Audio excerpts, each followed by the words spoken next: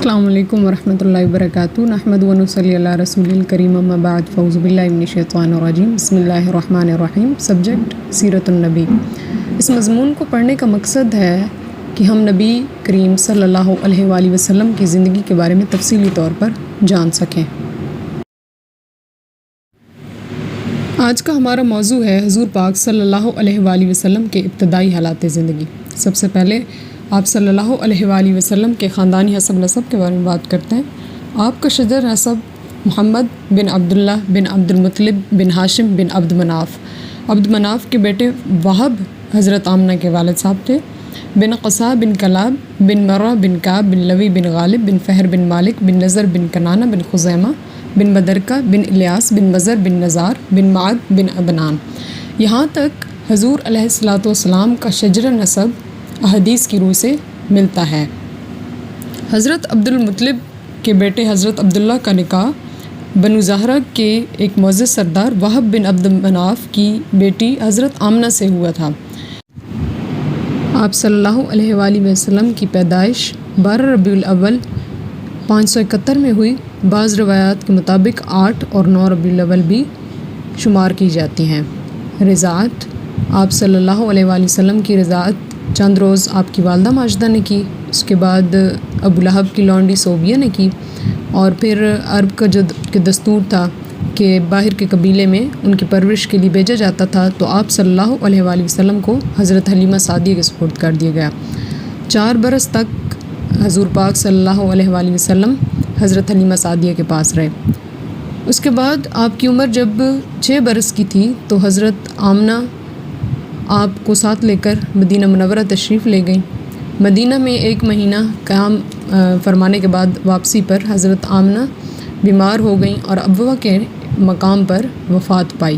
اس کے بعد ان کی ملازمہ ایمن آپ کو مکہ لے کر آئیں اور پھر آپ کی نگہداشت کی۔ اس کے بعد آپ کی تربیت حضرت عبد المطلب نے کی، جو کہ بہت ہی معزز شخصیت تھے۔ آپ کو خانہ کعبہ کی مجلسوں میں اپنے ساتھ بٹھاتے تھے اور لوگوں کے سامنے آپ صلی اللہ علیہ وآلہ وسلم کے عظیم الشان مستقبل کی پیشگوئیاں کرتے۔ لیکن 2 ہی سال گزرے تھے کہ وہ بھی رحلت فرما گئے۔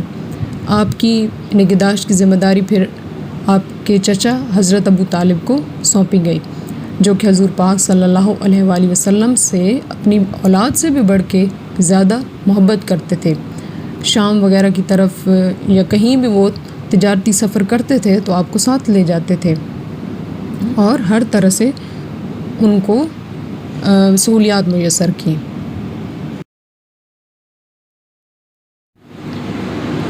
حضور پاک صلی اللہ علیہ وآلہ وسلم کے لڑکپن اور جوانی کے حالات زندگی۔ سب سے پہلے حضور پاک صلی اللہ علیہ وسلم کے منصب نبوت پر بات کرتے ہیں، جو کہ آپ کو 40 سال کی عمر میں عطا کیا گیا۔ جب آپ غار حرا میں عبادت میں مشغول تھے تو حضرت جبرائیل علیہ الصلوۃ والسلام آپ کے پاس وحی لے کر آئے۔ فرمایا اقرا۔ حضور پاک صلی اللہ علیہ وآلہ وسلم نے فرمایا لا اقرا، میں پڑھا ہوا نہیں ہوں۔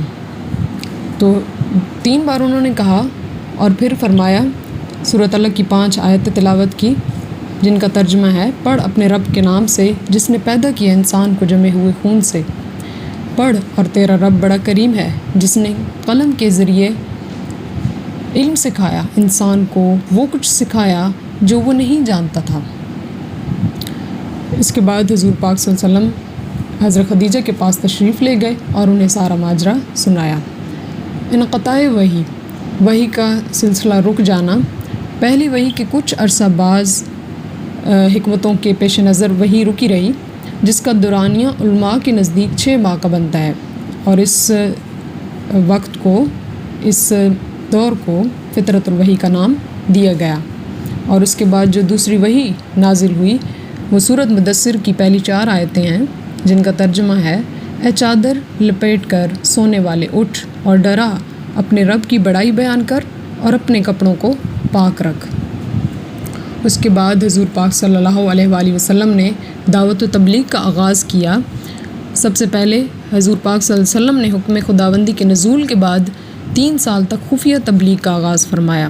اولین مسلمان سب سے پہلے حضرت خدیجۃ الکبریٰ ہیں، اس کے بعد حضرت بکر صدیق، اس کے بعد حضرت علی المرتضیٰ، اور غلاموں میں حضرت زید بن حارثہ شامل ہیں جنہوں نے سب سے پہلے اسلام قبول کیا۔ اس کے بعد خفیہ تبلیغ کو چھوڑ کر حضور پاک صلی اللہ علیہ وسلم نے اعلانیہ دعوت اسلام پھیلانے کا کام شروع کیا، کیونکہ اللہ تعالیٰ نے فرمایا اور اپنے قریبی رشتہ داروں کو ڈرائیں۔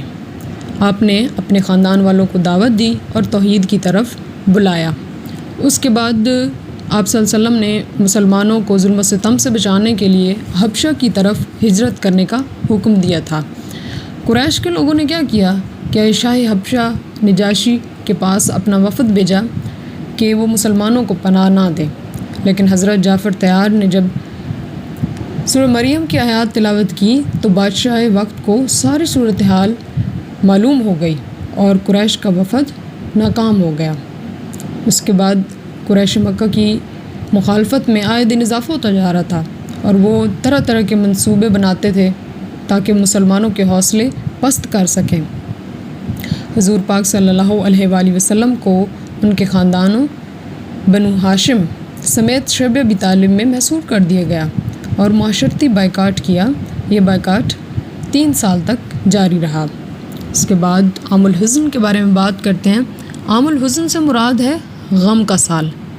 نبوت کے 10ویں سال آپ صلی اللہ علیہ وآلہ وسلم کی پیاری زوجہ حضرت خدیجۃ الکبریٰ رضی اللہ عنہا کی وفات ہوئی اور چچا ابو طالب کی بھی، تو اس وجہ سے اس سال کو غم کا سال قرار دیا گیا۔ اس کے بعد نبوت کے 11ویں سال اور بعض روایت کے مطابق 10ویں سال حضرت زید بن حارث کے ساتھ اہل طائف کو دعوت توحید دینے کے لیے گئے، تو طائف کے سرداروں نے آپ کے پیچھے باش لڑکے لگا دیے جنہوں نے پتھر مار کر شدید زخمی کر دیا آپ صلی اللہ علیہ وآلہ وسلم کو۔ اس کے بعد آپ نے جوانی میں جن جنگوں میں شرکت کی وہ ہیں جنگ فجار اور حلف الفضول۔ جنگ فجار میں آپ نے یوں شرکت کی کہ اپنے چچاؤں کو تیر پکڑاتے تھے، اور حلف الفضول مذکور حرب فجار جب ہوئی تو اس کے بعد قریش نے عہد نامے کی تجدید کی کہ آئندہ ہر مظلوم کی حمایت کریں گے، وہ اہل مکہ سے ہو یا مکہ سے باہر ہو، تو اس کی تجوید جو ہوئی اس کو حلف الفضول کا نام دیا گیا۔ امید ہے آج کا ٹاپک آپ کو سمجھ آ گیا ہوگا۔ جزاک اللہ خیرا کثیرا وبارک اللہ فیکم، فی امان اللہ۔